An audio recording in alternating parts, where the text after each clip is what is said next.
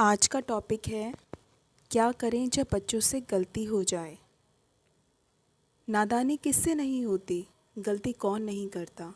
फिर माँ बाप हो या बच्चे, कोई भी कहीं भी चूक कर सकता है। पर इसका मतलब ये नहीं कि ताने दिए जाएं, पनिश किया जाए। ख़ास तौर पर बच्चों से अगर कोई गलती हो जाए तो माँ बाप को चाहिए कि वे उन्हें समझें और गलतियों को नज़रअंदाज कर प्यार से समझाएं। नहीं तो आपका अपना बच्चा न केवल उसके इस जीवन के खिलाफ भी जा सकता है। माँ बाप से जब भी पूछो कि वो अपने बच्चे को क्यों डांटते हैं या पीटते हैं, तो वो यही कहते हैं ताकि बच्चे बिगड़ ना जाएं, गलती ना करें, और यदि गलती करें तो उन्हें दोबारा ना दोहराएं।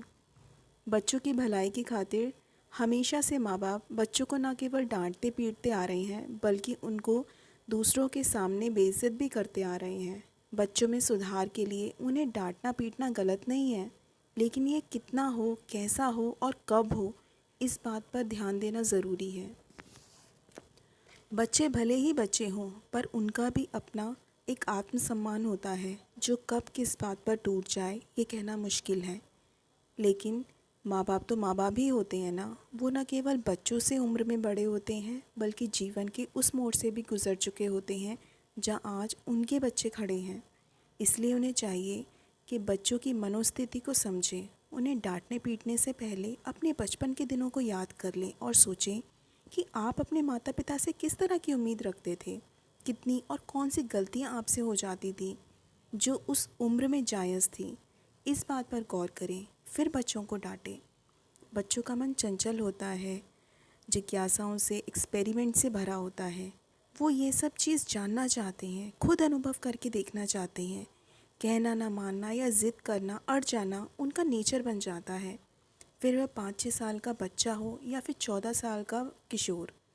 समझ की कमी के कारण और एक्साइटमेंट के चलते कुछ नादानियाँ तो वो जिज्ञासा वशी कर बैठते हैं, तो कुछ उनके हालात और मजबूरियाँ करा देती हैं। लेकिन रीज़न कोई भी हो, माता पिता की डांट उन्हें सुधार भी सकती है और बिगाड़ भी सकती है।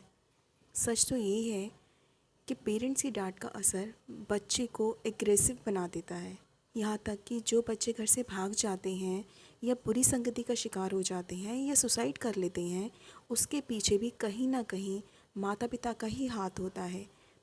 बच्चे को माता पिता का डांटना फटकारना इतना बुरा नहीं लगता, इतना नहीं चुभता जितना उन पर जब उनके पेरेंट्स विश्वास नहीं करते, शक करते हैं या उनकी तकलीफ़ को नहीं समझते। इसलिए माता पिता को चाहिए कि पहले तो बच्चों की स्थिति और उसकी परिस्थिति को समझें, लेकिन फिर वह भी गुस्से में डांट चुके हैं तो बाद में उन्हें ताना देकर फिर ना मारें। बच्चे ने एक गलती तो की, बच्चे को ना समझकर माता पिता एक दूसरी नादानी कर देते हैं और उनकी यही गलती, यही नादानी बच्चे को उनके खिलाफ़ कर देती है। माता पिता को चाहिए कि बच्चे को हर बात पर ना डांटे, वरना बच्चे को लगेगा कि उसके पेरेंट्स की आदत है डांटने की और वह ज़िद्दी हो जाएगा। और पहले माता पिता भी सोचें कि बच्चे की उम्र ही क्या है, उसकी एज ही क्या है, क्योंकि हर ख़ास उम्र का एक बच्चा एक बात सुनता है, वरना उसके बाद वो ना केवल सुनता है बल्कि एग्रेसिव हो जाएगा और आपके अगेंस्ट भी चला जाएगा। और यदि वो ऐसा नहीं कर पाता तो ढेर सारी बातें उसके मन में उथल पुथल हमेशा उसको परेशान ही करती रहेंगी, और आगे जाकर वो बच्चा न केवल ज़िद्दी और ढीठ बन जाएगा, बल्कि कई तरह की उसकी मेंटल एबिलिटी पे भी फ़र्क पड़ेगा। वो मानसिक विकार जो उसके शरीर में आएगा, वो शायद आप कभी समझ भी ना पाएंगे, और एक दिन यही उसकी जो मानसिक स्थिति होगी, तो ऐसा मैं कहना नहीं चाहती, लेकिन कुछ कंडीशंस ऐसी हुई हैं कि ये मानसिक विकार एक बच्चे को सुसाइड करने पर भी मजबूर कर देती है। बच्चा एक उम्र के बाद माता पिता से दोस्ती की उम्मीद रखता है। वो नहीं चाहता कि उस पर कोई तानाशाही करे। ऐसे में माता पिता को चाहिए कि वो बच्चों पर कोई रिस्ट्रिक्शन या कोई नियंत्रण रखें या या इस फ़र्क को समझें।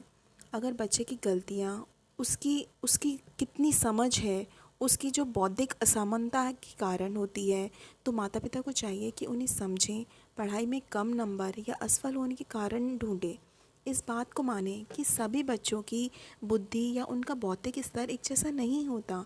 कुछ बच्चे पढ़ाई में बहुत अच्छे नहीं होते, लेकिन बाकी की जो उनकी कल्चरल एक्टिविटीज़ होती हैं, कलात्मक और रचनात्मक गतिविधियाँ होती हैं, उसमें वो हमेशा फर्स्ट रहते हैं। इस बात को समझें। सब बच्चे की अपनी एक समझ होती है। कुछ पढ़ाई को लेकर के बहुत डेडिकेट होते हैं और कुछ कल्चरल एक्टिविटीज़ को लेकर डेडिकेट होते हैं। हर बच्चा पढ़ाई में नहीं निकल सकता, हर बच्चे में कल्चरल एक्टिविटी नहीं होती है। ये उनकी अपनी एबिलिटी होती है, अपनी क्षमता होती है, अपनी पसंद होती है। तो इस हालात में पेरेंट्स को चाहिए कि जिस चीज़ में उनका बच्चा अच्छा है, जो उसमें टैलेंट है, उस चीज़ को समझे, उस चीज़ को आगे बढ़ाएं। अगर हम अपने बच्चे का कंपैरिजन एक फ़र्स्ट क्लास आने वाले बच्चे से करेंगे, तो उस बच्चे के अंदर जो टैलेंट है वो भी कहीं ना कहीं पेरेंट्स उसको मार देंगे। अगर मैं कुछ एग्ज़ाम्पल दूं, तो हमारे देश में हर इंसान सिर्फ पढ़ाई में अव्वल नहीं है, पढ़ाई में फर्स्ट नहीं है। जैसे सेलिब्रिटीज़ हैं, वो लोग कुछ ऐसे हैं कि जो पढ़ाई में बिल्कुल ज़ीरो रहे हैं। मैं ये नहीं कह रही कि आपका बच्चा पढ़ाई में अगर ज़ीरो है तो आप उन्हें समझाएं ना, लेकिन उसमें कुछ टैलेंट ऐसा होगा जो आपको भी ढूंढना पड़ेगा। आपको उसको आप उसे सपोर्ट करो। अगर हो सके तो उस पे बंदिश ना लगाएं किसी चीज़ के लिए, उसको पढ़ाई के लिए जब वो देखेगा ना आपका बच्चा कि आप उसके टैलेंट को सपोर्ट कर रहे हैं, तो कहीं ना कहीं वो आपकी रिस्पेक्ट भी करेगा और जितना हो सकेगा वो पढ़ाई में भी आप लोगों का नाम रोशन करेगा, आप लोगों का सिर किसी के सामने झुकने नहीं देगा।